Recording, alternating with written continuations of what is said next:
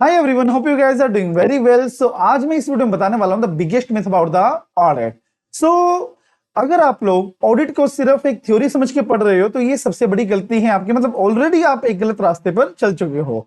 तो इस वीडियो में आपको यही आपको क्लैरिटी देनी है कि एक्चुअल में ऑडिट एक थ्योरी सब्जेक्ट है ही नहीं। Sir how is that possible?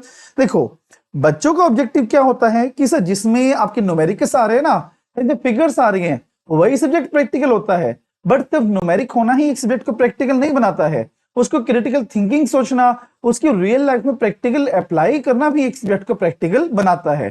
तो चलिए पढ़ते हैं या फिर हम समझते हैं कि किस तरह से हमें थ्योरी को पढ़ना चाहिए। ओके, सबसे पहले आपके जो कंसेप्ट्स हैं वो बिल्कुल क्लियर होने चाहिए। अगर मान लो आप लोग क्रैम करते हो सिर्फ विदाउट नोइंग कि इसका कंसेप्ट क्या है, तो वो रट्टा कभी भी काम नहीं आ सकता। आप रट्टा मारो, मैं ये नहीं कहता, ऑडिट में क्रैमिंग चलती ही है, पर सबसे पहले उसको कंसेप्ट को समझो कि वो कंसेप्ट क्या है, उसके बाद उसको क्रैम करो। क्योंकि प्योर क्रैमिंग कभी भी काम नहीं आती। अगर आपको उसका कंसेप्ट ही नहीं पता है तो क्रैमिंग भी कभी भी आपके काम नहीं आने वाली है। फिर ऐसे लिंकेज ऑडिट में एसेस होते हैं, और जब तक आपको एसेस की लिंकेज नहीं पता होगी, ऑडिट आपकी कभी भी क्लियर नहीं हो सकती है। एंड अभी एक स्टूडेंट से बात हुई मेरी, तो उसने मेरे को कहा सर चैप्टर 2 से, नो सॉरी, चैप्टर नंबर 5 से एंड चैप्टर नंबर 9 से जो भी May 26 में एग्जाम में क्वेश्चन आए हुए थे ना, वो सारे में छोड़ा। मैं बोला बहुत ही अच्छी बात है, छोड़ा है। क्यों छोड़ा है पहले ये बता। बोला सर मैंने तो ये किए ही नहीं थे, तो अब जब मुझे आता ही नहीं था तो फिर मैं करूं कैसे। तो मैंने इसी बेस पर ये वीडियो बनाना चाहा कि यार एक बात बताओ, आपके अंदर अपना ब्रेन तो है ना, अब इसको प्रैक्टिकली तो अप्लाई कर सकते हो। जब आप ऑडिट पढ़ना स्टार्ट करते हो तो आपको एज एन ऑडिटर सोचना है, एज एन सीए सोचना है कि अगर आप किसी भी एंटिटी में ऑडिट करने जाते हो तो कैसे वहां पर बिहेव करोगे, क्या क्या वहां पर पूछोगे, क्या क्या वहां पर सोचोगे, और वही जो क्रिटिकल थिंकिंग है वो ही आपके एग्जाम में डालनी है। मैं अपनी क्लासेस में हमेशा कोट करता हूं कि ऑडिट जो वो जजमेंटल सब्जेक्ट है। अगर कोई चैप्टर आप लेफ्ट आउट भी करके जाते हो और उसमें से कोई क्वेश्चन भी आ जाए तो उसको छोड़ के मत आओ, उस क्वेश्चन को 2 या 3 बार पढ़ो, और जो क्रिटिकल थिंकिंग आपकी कह रही है वो लिख के आ जाओ। उसमें आपका 80 to 90% आंसर बिल्कुल ठीक होगा। समझे? तो इस चीज के लिए प्रैक्टिकल थिंकिंग कैसे, देखो एग्जांपल देता हूं मैं आपको। यहां पर लेट से 2 तरह के हमारे स्टूडेंट्स आते हैं। ओके, एक वो जो एक चीज को अगर मान लो कोई उसको नहीं आती है तो वो सोचता है कि यार इसको मैं किस तरह से अटेम्प्ट करूं, और एक वो जो पैनिक होकर उस चीज को लेफ्ट आउट कर देता है।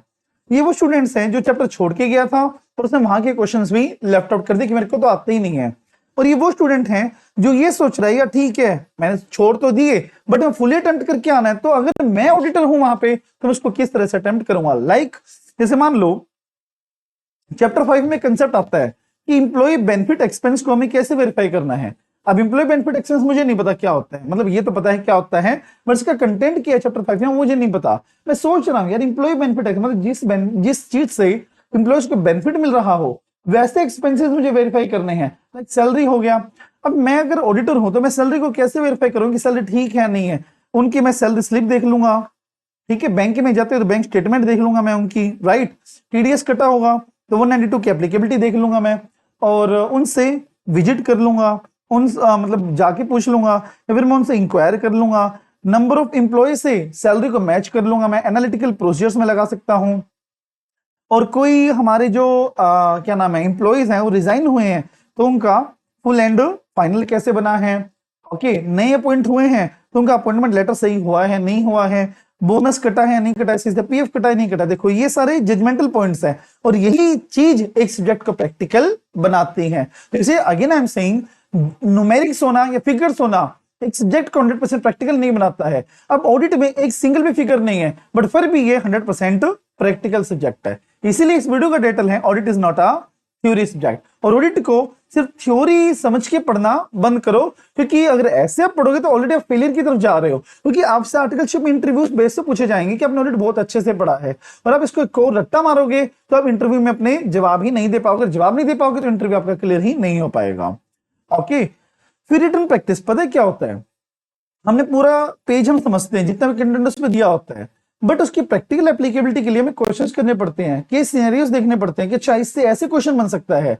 कोई वर्ड है, शायद आप उस वर्ड पे पढ़ते वक्त आप फोकस ना भी करो, आया समझ में, बट अगर उसके ऊपर क्वेश्चन बना हुआ है, एमसीक्यू बना हुआ है, तो आपको रहेगा अच्छा इसके ऊपर ये एमसीक्यू भी बन सकता है। तो क्वेश्चन करने का फायदा यही होता है, अगर कोई एरिया लेफ्ट आउट रह जाता है तो उसको हम पता लगा सकते हैं अच्छा इस एरिया में यहाँ पे लूप होता है इसलिए यहाँ से ऐसा क्वेश्चन बन सकता है। तो क्वेश्चन तो आपको करने ही करने पड़ेंगे, और मैं कहूंगा पास्ट 10 अटेम्प्ट्स के आपको आरटीपी, एमटीपी एंड पीवाईक्यू करने चाहिए अगर आपको अच्छा स्कोर करना है तो। और फिर कीवर्ड्स, देखो ऑडिट के अंदर ना सिर्फ कंसेप्ट क्लैरिटी भी काम नहीं आते, आपको कीवर्ड्स भी लर्न करने होते हैं। आप मेरे नोट्स में देखो तो हर एक वर्ड आपको कीवर्ड हाईलाइटेड मिलेगा, तो वही कीवर्ड्स आपको बहुत अच्छे से क्रैम करने हैं, बट क्रैम करने के लिए आपके कंसेप्ट क्लियर होने चाहिए। ओके, सो इस वीडियो का मेरा जो टारगेट था वो यही था कि ऑडिट को रट्टा मत मारो, ऑडिट को बहुत अच्छे से समझो, और जब भी आप क्वेश्चन अटेम्प्ट करते हो तो behave like a CA, behave like a auditor and act like a auditor, की हम लोग ऑडिटर ही हैं, ऑडिट करने जा रहे हैं, तो उसकी प्रैक्टिकल एप्लीकेबिलिटी हम किस तरह से करेंगे।